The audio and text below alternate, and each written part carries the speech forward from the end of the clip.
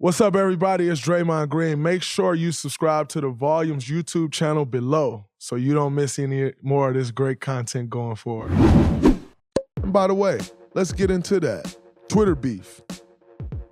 Twitter beef with everyone.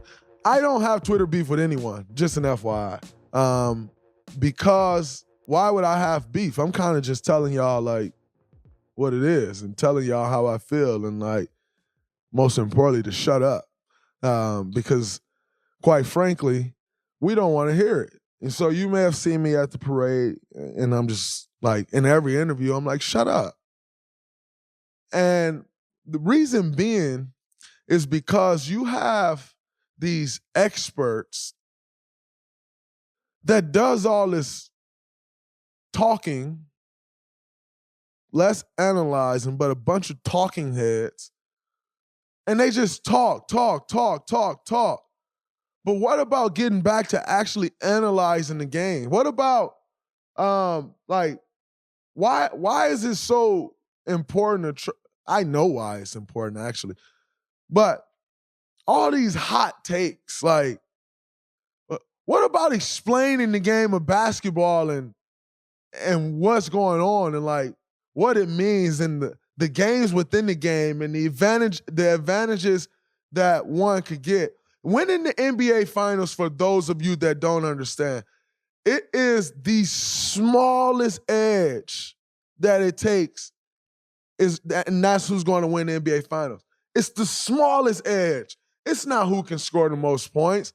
It's not is Steph Curry going to score 39 points and Jason Tatum going to score 29 points or 39 points or what. It's not that. That's not what wins you the NBA Finals. It is the smallest edge that wins someone the NBA Finals. And because all these dumb talking heads never done it, they don't understand it. Even the one that has done it don't act like he's done it because he's an idiot and a moron and wasn't really that good of a player. And so I'm talking about Kendrick Perkins, by the way. So he don't even understand like how to even speak about winning a championship and the things that go into it and like the advantages that you need to gain or lack thereof and giving someone an advantage. I mean, it comes down, look, I'm very close with Jason Tatum. Obviously, he's been on the show, which we appreciate. But JT is a little brother to me. It was bothering me to not speak to him at all during the finals. Aaron Miles, super tight with Aaron Miles. I mean, used to sit and play dominoes entire flight with Aaron Miles when he was here the last few years. It was bothering me not to talk to them guys. Because when you've built a relationship like I've built with those two, like a part of me is like, man, I want to say what's up to my brother.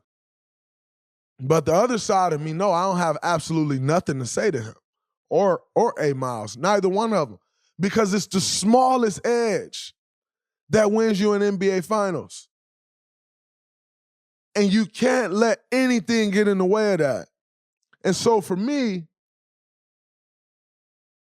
in going through that, yes, that bothered me. But I just talked to A. Miles and JT on the phone a couple days ago. And I told them, like, I FaceTime both of them, like, what's up? And the look on both of their faces when they answered the phone, obviously it's not at the same time, but when they answered the phone, the look on both of their faces was priceless. I wish I would have screenshotted it, but I didn't. Because some things are just for those moments, and that's one of them. But the look on both of their faces was priceless. But I called both of them and I said, hey, man, I'm just calling to break the ice. Like, I know we ain't spoke a few weeks, but I'm just calling to break the ice. And I specifically waited till after the parade to break the ice because, like you're still in those moments and, you're preparing for the parade and it's still early. So I waited till after the parade to hit both of them, chop it up, check in. And it was great. It was absolutely incredible. But I brought that up and just speaking on the edge and the smallest edge that it takes to win the NBA Finals. And what is the significance of that?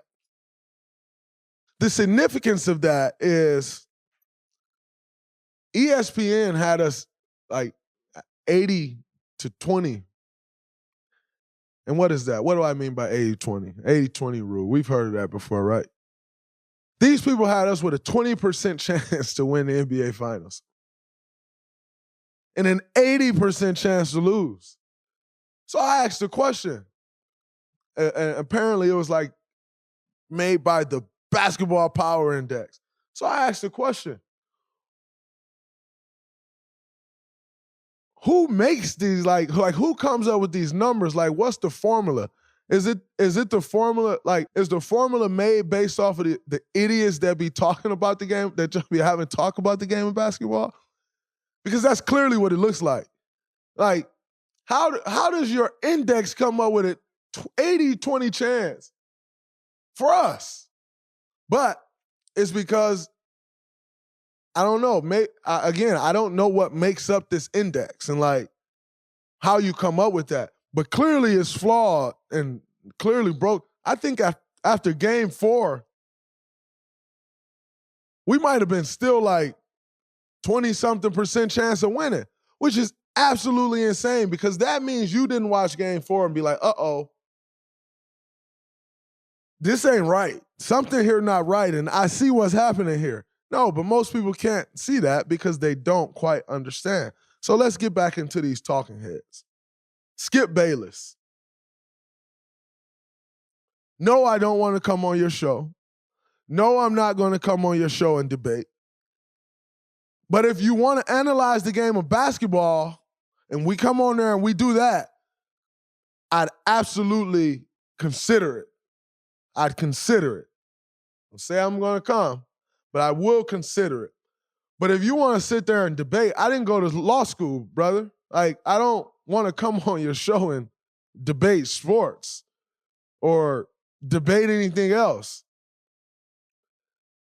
because I didn't go to law school. If I wanted to debate something, then I would have went to law school and really did that, not try to make basketball that. Like, no, basketball is beautiful. Basketball, there's a lot to analyze in the game of basketball if you know the game.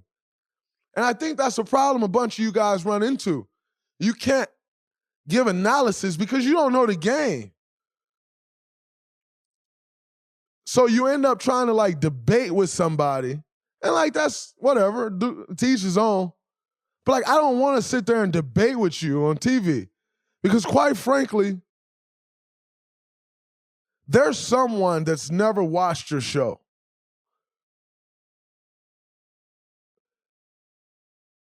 And they may be flicking through the channels and see me on your show. And because they've never watched the show and they flick through the channel and they see me on your show, they may mistakenly take me for the fool as opposed to knowing right away that you're the fool. And I'd hate for them to mistakenly take me for the fool that you are or get me confused with the idiot that you are. Like,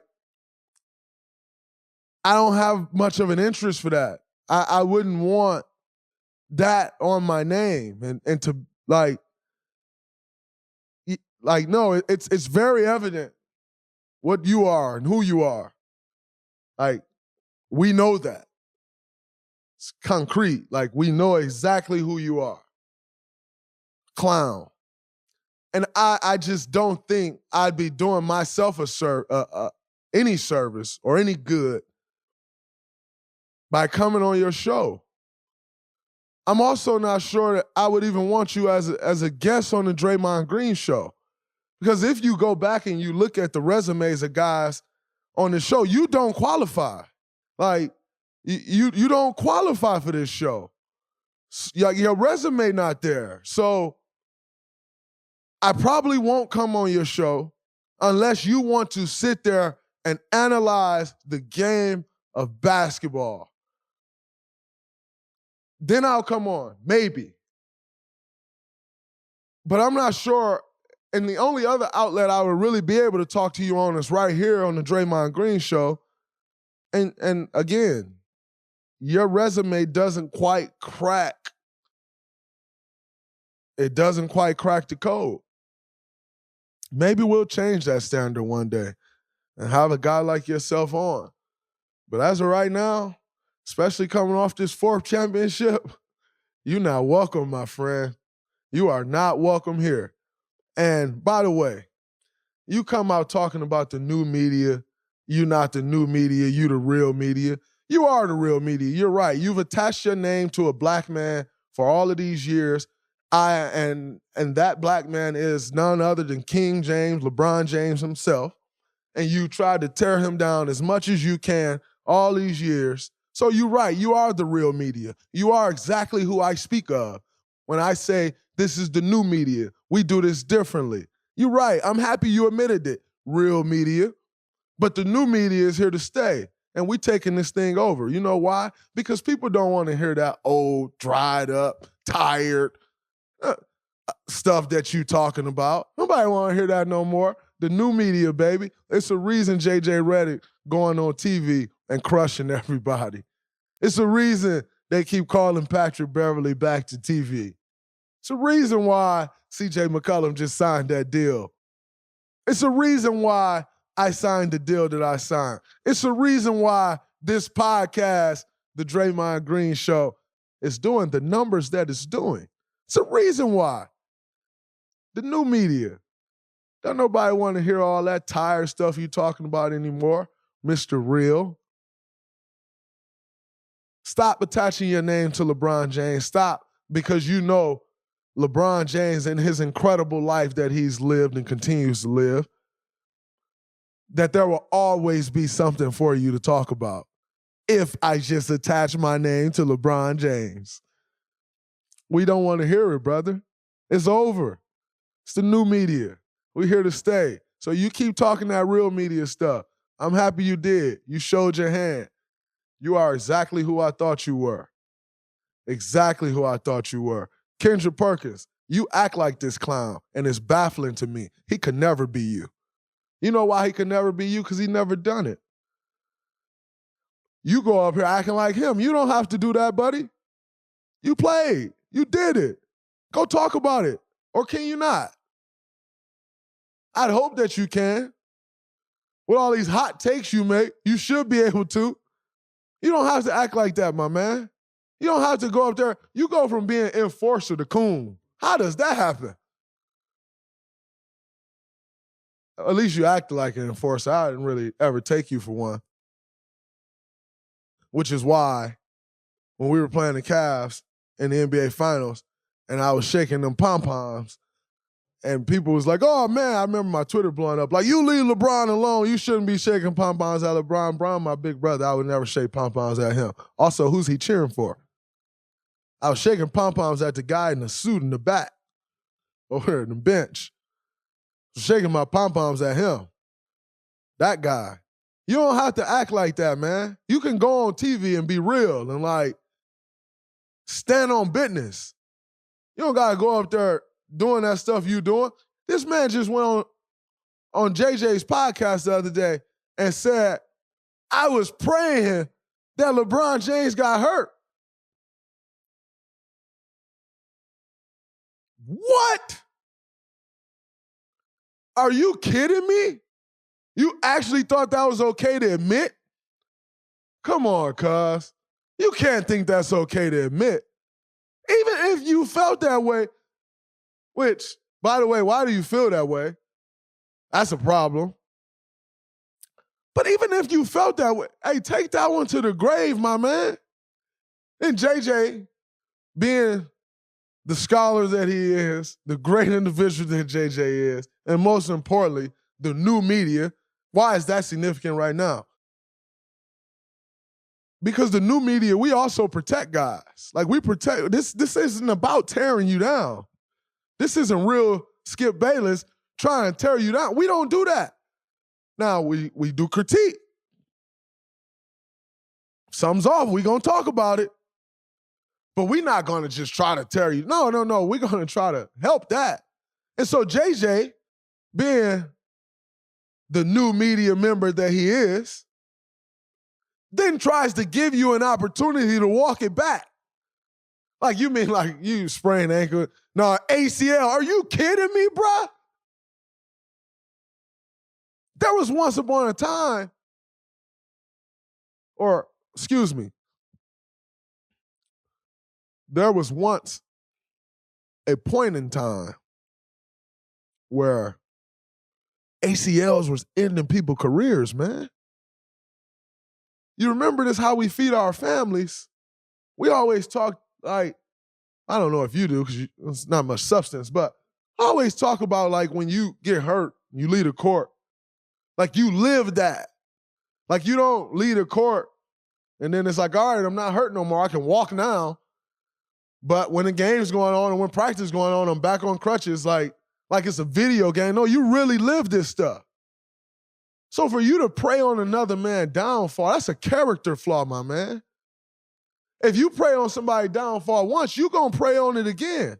Not necessarily that you prey on LeBron's downfall because y'all are in, like, living two totally different worlds. But that just means you're the type of person that'll prey on someone's downfall. That's a little whack to me. That's not new media-ish.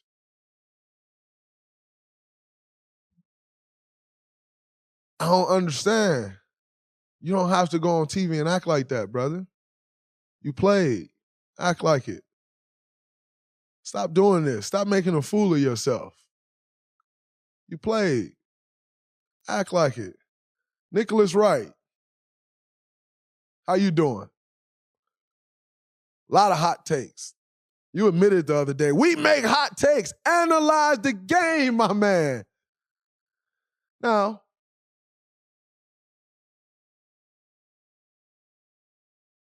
total opposite of Skip Bayless. Skip Bayless has kind of rolled LeBron James and tried to tear him down for all these years, and that's how he fills his segments on his show.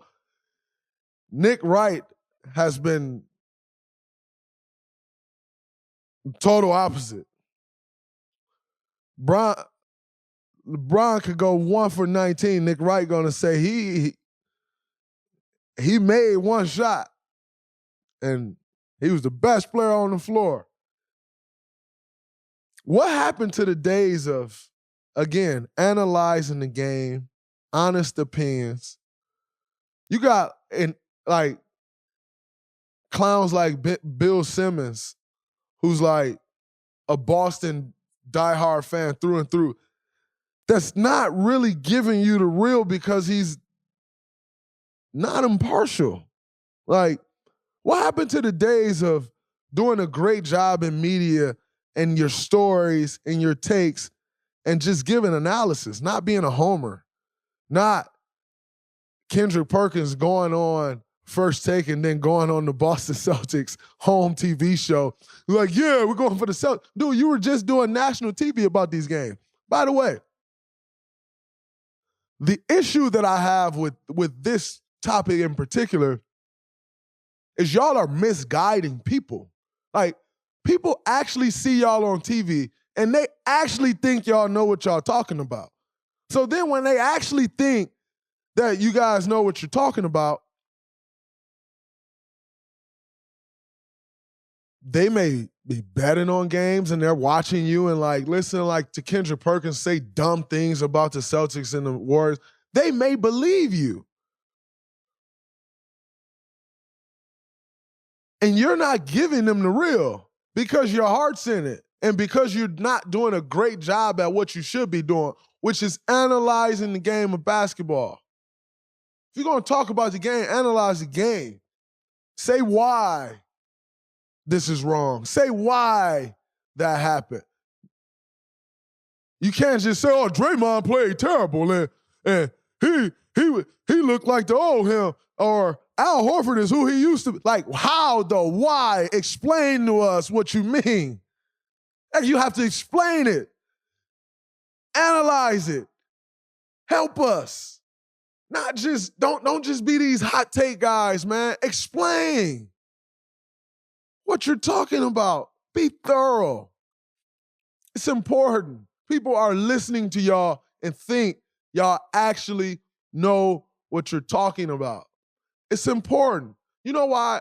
Another reason it's important to make sure these guys act the way they should be acting, to carry themselves the way they should be carried. I was once suspended from Game 7 of the NBA Finals. I'm sorry, Game 5 of the NBA Finals. What's the significance of that? Why does that matter in this conversation? Because again, these guys' opinions matter. I'm certain that some media members had conversations with people about in the league office about whether I should be suspended or not for that game. Your opinion matters. Hard to trust those opinions, hard to be honest in those situations. If you can't even analyze a series and say X, Y, and Z. Now, granted, when I'm done playing, I'm sure I'm going to want to see the Golden State Warriors win. I spent 10 years of my life here. Hopefully, we'll spend the next 5, 6, or whatever here. So I'm sure I'll feel a certain way about the Golden State Warriors. Okay. If I go on any show, if I'm on Inside the NBA, I'm going to break the game down and break the series down and tell you why this matters or why that matters and how this helps and how it doesn't. Like, you still have to do that. You can't just be like, oh, I want the Celtics to win. Like, no. They're paying you to analyze and, like you're doing the countdown shows. Like, you got to tell people what's going on, man. They trust you. So they think. They trust you. You have to be able to thoroughly help break this game down. And we don't see a bunch of that. And it's baffling to me. It's baffling. Come out, hot take this, hot take that.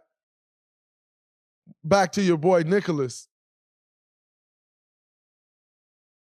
You spoke all of that stuff about Andrew Wiggins. You spoke all of that stuff about how the Warriors were done and would never win again and Steph needs to leave Golden State and blah, blah, blah.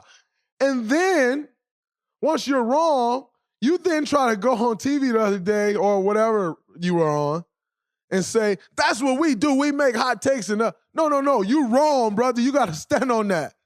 Those hot takes don't just get the roll off. See, that's what y'all accustomed to.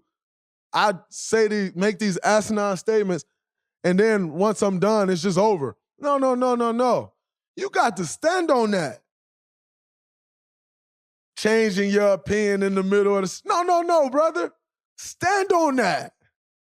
Stand on your word. It's important to stand on that. Not just flipping and flopping and all this and that. What do you stand for? I don't understand. It's baffling to me. We got to be better. And I only care. It's because I've transitioned into that industry. I'm now a part of that industry. Not part of the real media, though. I'm the new media. But I'm a part of the industry. And I know how you guys are viewed. And I would love to change the view before I'm really seen as a part of that industry because it's just a little unfortunate. Like, you get media people out here just making these crazy statements and saying these things. I tweeted at Uncle Oak or Instagram story, one of them. And I said, I got an Uncle Oak story type story for this podcast. Let me give it to you. And speaking of media just talking, there was a clip going around during the finals. By the way, these are all the things that be going on during the finals, and the guy sitting there like, Draymond, the podcast is blah, blah, blah. These are all the things going on in the finals that y'all really don't know going on behind the scenes. And I really haven't had time to talk about them because I'd be so locked in on task at hand. But there was a clip that surfaced, and Cedric Maxwell says to Gary Payton Sr., if Draymond was acting like that in the 80s and 90s, he get punched in his face. He get punched right in the mouth. Blah, blah, blah, whatever he said. So here's the thing. Let me explain something to y'all. I play basketball. When I go on a basketball court, I'm not going out there to punch somebody in the mouth. I'm not going out there to try to pick a fight with anybody. I am going out on the basketball court to simply win a basketball game. Hopefully play well in doing it. In doing that, you're going to try to find any small edge that you can, because the smallest edge wins you the NBA Finals. Okay.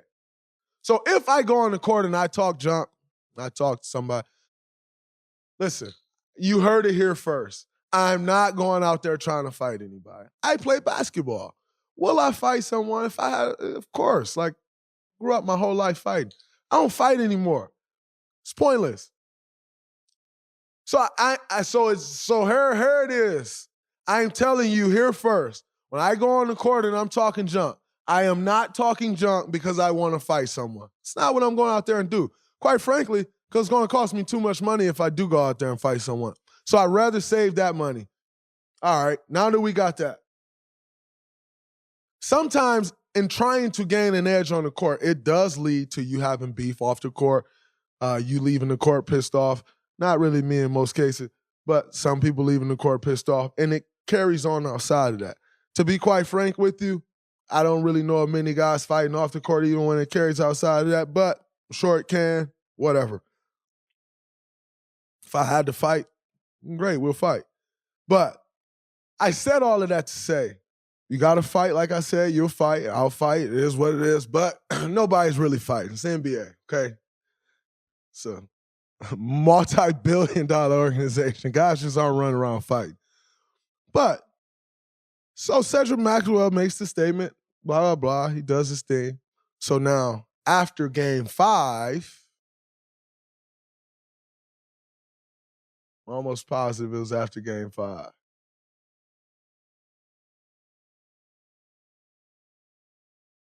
Yeah, I think it was after Game 5. I'm almost positive. After Game 5, I go out and I do the Scott Van Pelt show. And then I see to the left, my family's still sitting in the stands over where they sit. So I go over there, kiss my family, hug them. I'm like, all right, I have to now head back to do, I just finished Scott Van Pelt. I now have to head back and do the media room.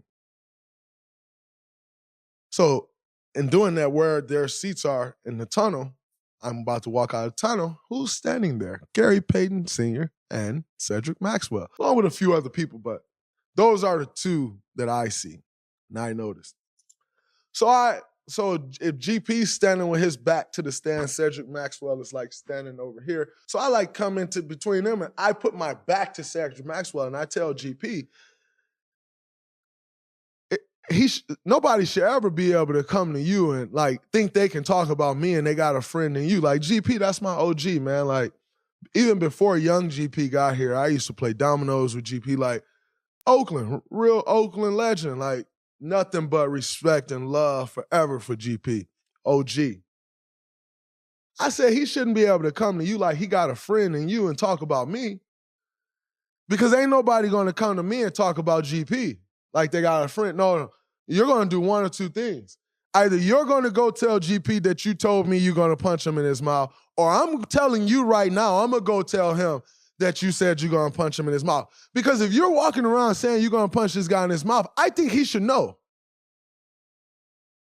So I told GP that. And GP like, man, I ain't getting into all that. He's standing right there. I said, I know he's standing right here. That's why I came and said it to you right now. Because I saw you earlier. But I ain't say it to you earlier because I want him to know when you're gonna talk about punching somebody in the mouth, you gotta stand on that. You can't just be walking around talk like, oh, he get. Well, you do the punching. You gotta stand on that. And so I asked, GP like, nah. And so then Cedric Maxwell like, oh man, I'm gonna get out of here. Of course you are, because you walking around talking about you're gonna punch someone in the mouth, or somebody will get punched in the mouth, or whatever, but I'm playing basketball, and I'm trying to gain an edge in a basketball game. Punching in the mouth has absolutely nothing to do with basketball. So let's just keep this basketball. And so then he walks out, he walks off, and I finish talking to GP. So then I walk out the same tunnel because I'm going to do my media, and he's standing there like, Draymond, let me talk to you. And I'm like, it ain't really nothing to talk about. Like, you said I would get punched in the mouth. So I want to know, are you going to punch me in the mouth? No, I ain't going to punch you in the mouth. I appreciate your game. Of course you do. So then stop talking about that. Like, there's absolutely no reason for you to be talking about me getting punched in the mouth unless you're going to punch me in the mouth. And so it's just this whole thing of like, you know, you saw Russ the other day, check Skip Bayless, like Russell Westbrook. Like that man's name is Westbrook. Like, that man has children. That man has a family. That's a family name. You're talking about Russell Westbrook. Again, people just run off talking and think they don't have to stand on that. You got to stand on them words, man. Your words mean something. You got to be willing to stand on that. And so that's like my whole thing with the new media. Stand on that. Real media. But calling this man Westbrook, like, what? Who are you? So hopefully these guys will see this. Of course, they'll look at it, they'll go respond and say, I'm not doing that, Bob. But if you know what's good for you, you got to make the adjustment, man, because people tired of that old-ass tired stuff y'all giving. They sick of it. Yours truly, the new media. Lastly, before I get out of here, let's talk about free agency. Before I get to this will actually lead right into where I'm going. Brian Windhorst said after game 5, that was a pocketbook win. The Warriors bought that win. I got no problems with Brian Windhorst. I got no problems with Brian Windhorst at all, actually. I have a problem with that statement. The reason I have a problem with that statement is because it's very contradictory.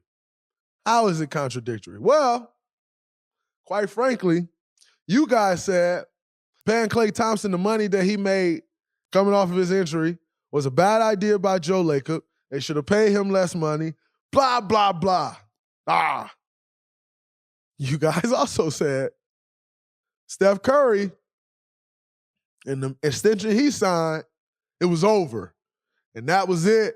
And blah, blah, blah.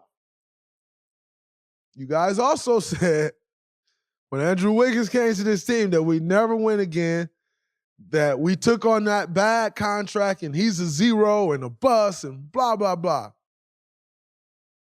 You guys also said that I was washed up. Those are our 4 highest paid players. You had an issue with every single contract. The moment it's beneficial, it's no longer a problem. Now we bought the win. How is that possible after y'all had an issue with every single one of the contracts I just mentioned, our top 4 contracts, you guys had an issue with? How is there any such thing as a pocketbook win? For a team that y'all said was pathetic, that would never win. That's baffling to me. Now, got to give Joe Lacob some credit. We do have the highest payroll in the NBA. In large part due to we drafted well. Our team, our front office, our ownership, the ownership group, they've done an incredible job. And number one, building the business of the Golden State Warriors. As we know, it was not great in 2011 when they bought this team. So they built the business, an incredible one. They've drafted well. Shout out to Bob Myers, the guy who did not receive a single vote for GM of the year or Executive of the year. He did not receive a single vote. A single vote. For a team that y'all said would never win again, would never do anything. The guy who put this roster together did not receive a single vote for Executive of the Year. And for the smart aleck that's out there, he may have received one. I don't think he received a single vote. That's no slight to whoever won Executive of the Year. But the guy who won a championship that put this roster together that y'all said was total horseshit didn't receive one. Okay. So we already know that there's a problem with the voting system. First team, MVP, DPOY, you name it, we already know there's a problem there. So that just falls right into the category with that. It's pathetic. But the fact that we can have a pocketbook win on a roster that y'all said would never compete, that is baffling to me. Like I said, we do have the highest payroll. Got to give Joe Lacob credit there. Guy is not afraid to spend, which, by the way, we got some important stuff coming up, which we'll talk about in a second, and the importance of it. But you can't say that. You just can't. Something that's baffling to me is that the Warriors, Steph Curry, he's been here 13 years, drafted. Klay Thompson, 11, drafted. Myself, 10, drafted. Wiggins, traded for, not signed. We traded for Andrew Wiggins. James Wiseman, drafted. I think the next highest paid player after that, if I'm not mistaken, is Jonathan Kuminga, drafted. Kevon Looney, drafted. The fact that we're paying the same tax penalties that teams are that can go buy a team is crazy. Like, the fact that there are no, like, okay, so you can go further into the tax if you have bird rights. But the fact that we've drafted all of these guys, and yes, the contracts get up there when you have success, but why is the tax rate the same exact tax rate as far as penalties go for someone if they just went and bought, when we say bought a team, if they went and signed every free agent that they didn't draft? Why is the taxes the same? I don't understand that. Like, so to get penalized for drafting well, that doesn't really make sense to me. Because then what's the incentive of drafting well and keeping your guys if that's going to be the case? Prime example being, we're in free agency. You got Kevon Looney, who's a free agent, who's going to do extremely well, who's put himself in a great position. You get further penalized for giving him more money, but you drafted him with the 30th pick. Loon is by far, next to Moses Moody, by the way, the most professional guys I've ever seen. Incredible, don't miss a beat. Not late, no issues. They'll never piss Steve Kerr off. Like, guys are great. You drafted Looney with the 30th pick, and now you're going to get penalized for that. Does not make sense to me. Doesn't make sense. We signed GP when no one else wanted GP, obviously not drafted, and so if there's a penalty there, I understand. You got Otto Porter, who's also a free agent, Nemanja Bjelica, Andre Iguodala. If there's other penalties, I get it. But for these guys, myself being one of them, that's like drafted here, the fact that you face the same penalties is baffling to me. It's baffling. It doesn't make sense because, again, what's the point of drafting well if you're going to get penalized ultimately for drafting well? You can't help but look at OKC, who has all these draft picks, and then wonder, they'll probably be able to, like, they may be able to, in the long run, keep 2 or 3 of these guys because the money is going to cost so much if these guys turn out to be good. But they're drafting these guys. And so that right there is a little baffling to me. Like I said, I give Joe Lacob a lot of credit for all that he's been willing to spend and to keep this team going. Because like I told y'all before, We ain't done. We not done. We gonna keep this train rolling. But the fact that there's no relief there is just baffling to me. So I think that's something that need to be looked at in this next CBA. Because, and I know people will make the argument and say, well, yeah, but you got to help the small market teams out. Guess what? I don't really care you help them where you may, but my pay doesn't get raised. I live in expensive ass San Francisco. And so the max salary, if I make the max salary in Oklahoma City, that money stretches way further than my max money would stretch in San Francisco. But they don't say, oh, we're going to prorate your salary because the rent is more expensive or to buy is more expensive per square. They don't do that. But when it comes to small market teams, we get punished for saying, nah, if you're going to do that, then you got to make it that way across the board. Not just for a small market team or for this or that. Then you have to take into account all of those disadvantages and advantages across the board, including for the players.